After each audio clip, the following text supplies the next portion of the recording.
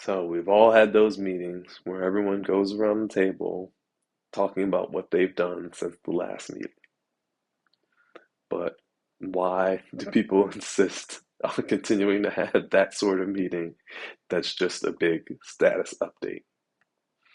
So I'm going to share some research into why that is. But first, let's think back to that meeting, right? It ends up going kind of one person at a time. Here's what I've done since the last meeting. Here are the problems I ran into. Here's what I did to get past those problems. And here's what I'm going to be working on next time to talk about at the next meeting, right? So, what you've done in the past and what you're going to be doing going forward. Now, that's supposed to align to the organization's goals. Sometimes it does, sometimes it doesn't. And one thing with these meetings and status updates too is that sometimes it isn't even a meeting. Sometimes, right, it's your boss. You see him in the hallway and they, hey, what's going on with this project, right? And then you have to run through the whole routine of, well, here's what I've been working on. Here were the issues I ran into, how I've overcome them, or how I'm working to overcome them. And so here's a little preview of what's going to be coming up next, right? It can be a little hallway drive by, it can be a one-on-one, tell me what's going on. It can be a full meeting where multiple people are going around all doing the same thing, a daily stand up or whatever. So if you're like me, when you had these meetings and conversations and impromptu tell me what's going on, it made me feel a little bit anxious, right? Like, oh no, I'm being judged, I'm being held to account, I'm being measured, I'm being evaluated, and there's a chance that it might not go well, right? So if these things are so common, and also we know that they can cause feelings of anxiety, why do folks insist on doing them, right? So the first thing to think about is that these meetings and status updates don't have to be a bad thing, right?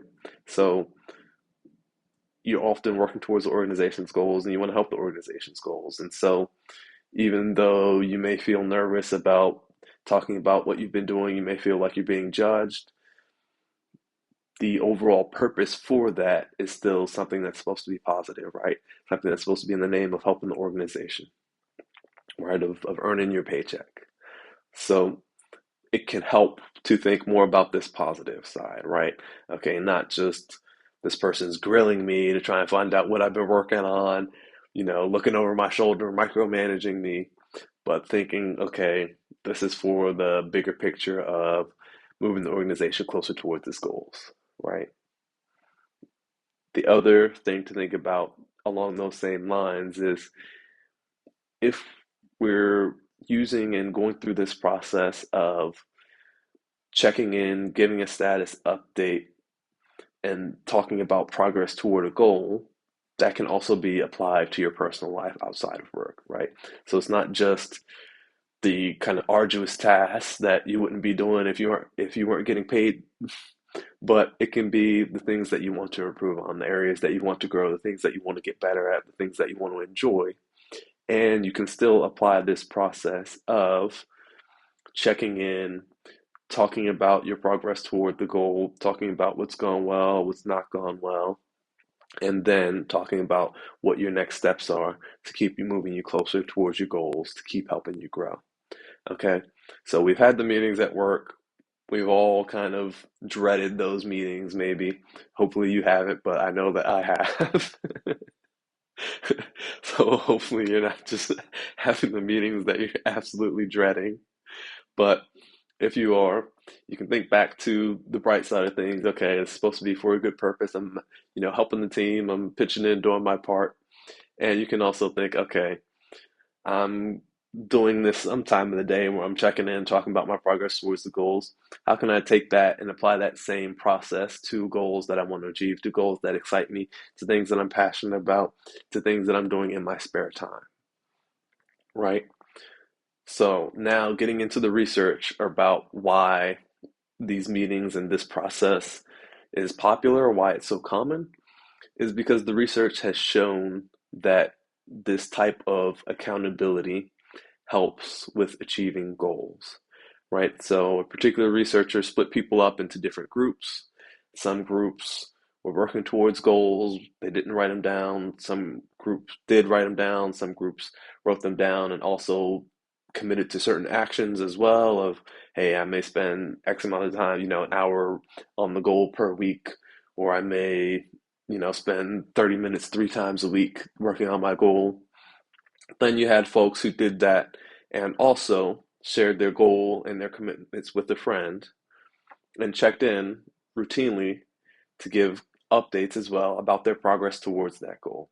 The group that wrote them down, committed to certain actions around the goal, and shared them with others in kind of a routine way was the group that had the highest success in achieving their goals.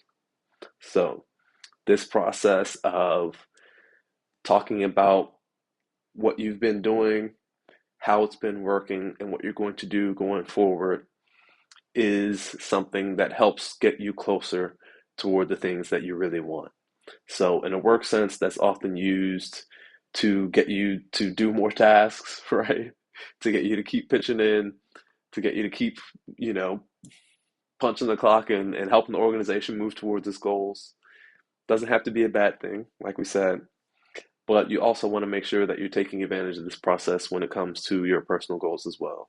So whether it's, New Year's resolutions or other things, make sure that you're checking in, right? In this accountability group, it can be a friend, it can be a family member, it can be, you know, a, a schoolmate, a classmate, it can be a pastor, right? But you want it to be someone who will help encourage you so that if you are running into challenges as you're working towards your goals, you're then checking with someone who's helping you recognize the progress that you've already made and encouraging you to keep going, right? Someone that wants you to succeed so that this accountability, this check in, is not seen as a negative thing. It's not seen as something to worry about, but it's hopefully seen as a source of motivation, right? A place to get some positive encouragement, a place to be heard, and a place to celebrate the positivity of